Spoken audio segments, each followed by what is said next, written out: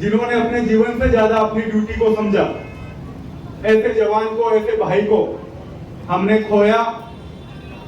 और खुशी की बात यह है कि आज उनकी मूर्ति का अनावरण जिनके कर कमलों से हुआ है, वो इस देश में ऐसा उदाहरण मैं समझता हूं कि राजनीति में मैंने समझदार होने के बाद नहीं देखा। मलिक साहब जिन्होंने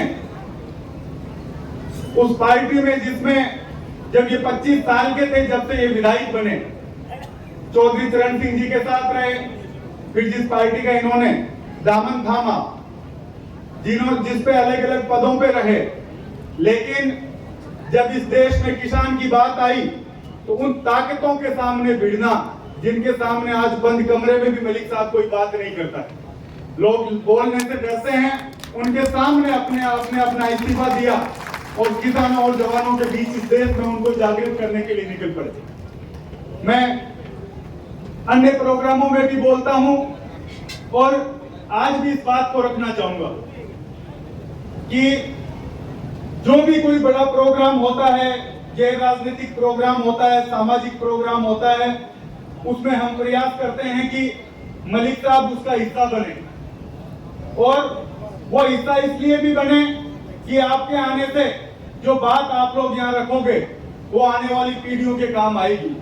जिस तरह से देश की सत्ता एक दूरवीकरण के रास्ते पे चल पड़ी है, किसान जवानों को भूलकर सिर्फ पूंजीपतियों की बात को लेकर चल पड़ी है, उनको आप ही जिस भाषा में आपने जवाब दिया, मैं समझता हूं कि इस देश के प्रधानमंत्री को उस भाषा में आज तक कोई जवाब नहीं दे पाया।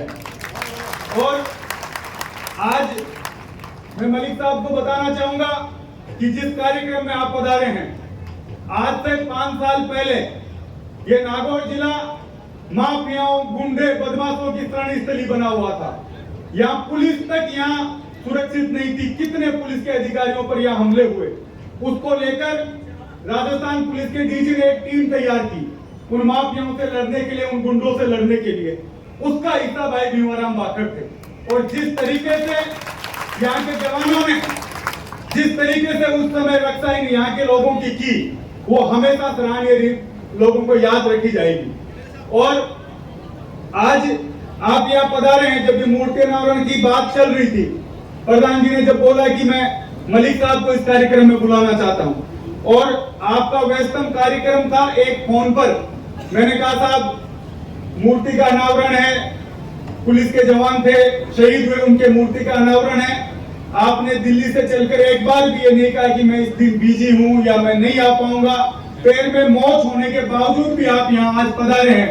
इसको ये भाकर परिवार, डीडवाना, लाडनू की जनता कभी भी नहीं भूलेगी।